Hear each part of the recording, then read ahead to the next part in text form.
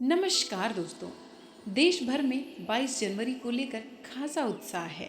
भगवान राम अयोध्या में अपने भव्य महल में विराजमान हो गए हैं। देश ही नहीं, दुनिया भर में करोड़ों लोगों के लिए भगवान श्री राम एक आदर्श हैं। भले ही भगवान राम और माता सीता के वैवाहिक जीवन में कई स्ट्रगल थे, लेकिन आज भी जब एक आदर्श जीवन साथी के उदाहरण की बात आती है तो कई लोग श्री राम का नाम लेते हैं। दोस्तों, रिश्तों में बढ़ती दूरियां और कड़वाहट आज आम बात बन गई है। अक्सर लोग अपने मुताबिक सामने वाले को बदलना तो चाहते हैं, लेकिन अपनी अच्छाई या बुराई की ओर ध्यान ही नहीं देते। ऐसे में भगवान राम और माता सीता का जीवन हमें कई सीख देता है। अपने गुणों के विकास के लिए आपको हमेशा काम करते रहना चाहिए। तो आइए इस वीडियो में हम जानें कि श्री राम जैसे वो कुछ गुण जो हर महिला अपने जीवन साथी में चाहती है।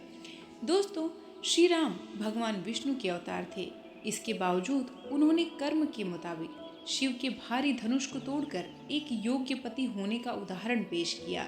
सीख ये है कि भले ही आपका रिश्ता हाई प्रोफाइल या दौलत शोहरत देखकर ही क्यों ना बना हो, लेकिन जीवन साथी का सच्चा और हमेशा साथ पाने के लिए आपको उसका दिल और विश्वास दोनों जीतना होता है। दूसरा, श्री राम जब वनवास को चले तो उन्होंने माता सीता को साथ न चलने के लिए बहुत मनाया।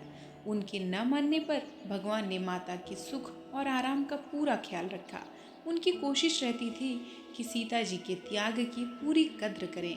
इस गुण को हर पुरुष को फॉलो करना चाहिए, क्योंकि महिला अपना घर, सुख और चैन छोड़कर आपकी जिंदगी में शामिल होने आई है।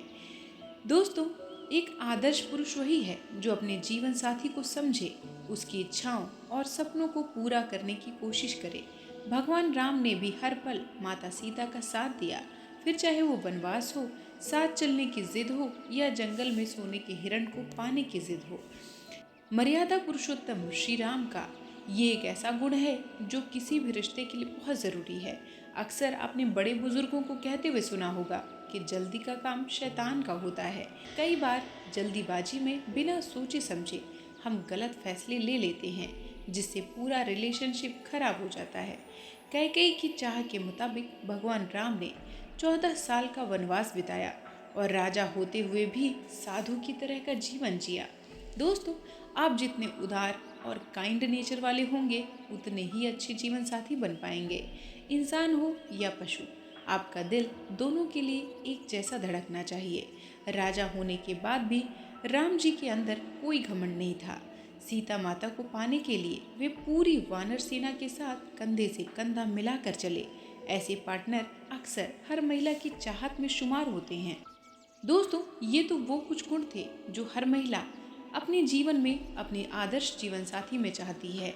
लेकिन श्री रामचरितमानस और वाल्मीकि कृत रामायण में कई तरह की ज्ञान की बातें बताई गई हैं।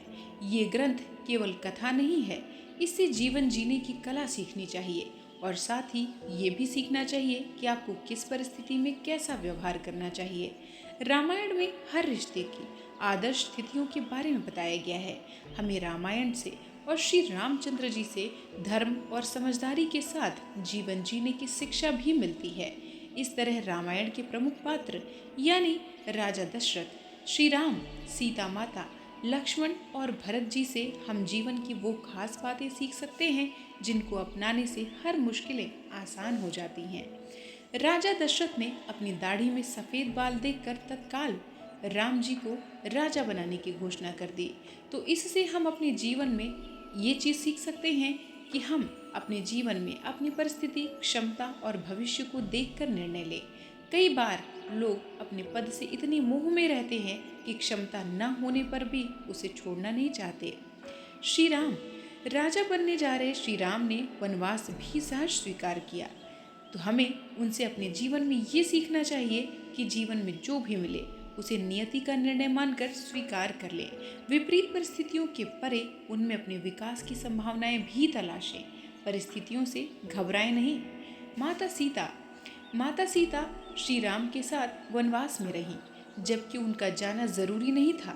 तो हमें ये बात सिखाती है कि किसी भी परिस्थिति में हमारी अपने प्रियजनों के प्रति निष्ठा बदलनी नहीं चाहिए।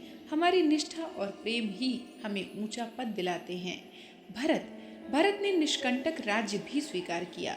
श्री राम की चरण पादुकाएं लेकर राज्य किया। इससे हमने ये सीखा कि अधिकार उसी चीज पर जमाएं जिस पर नैतिक रूप से आपका हक हो और आप उसके योग्य हों। भरत ने हमेशा खुद को राम के अधीन समझा, इसलिए जो राजपद श्री राम को मिलना था उसे भरत ने स्वीकार नहीं किया।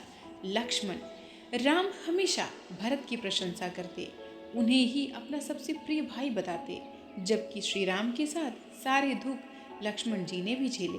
इसके बावजूद लक्ष्मण जी ने कभी इसका विरोध नहीं किया। तो दोस्तों, हमें इस बात से ये सीखना चाहिए कि आप कोई भी काम करें उसे कर्तव्य भाव से करें, प्रशंसा की अपेक्षा ना करें। प्रशंसा की इच्छा हमेशा काम से विचलित कर देती है।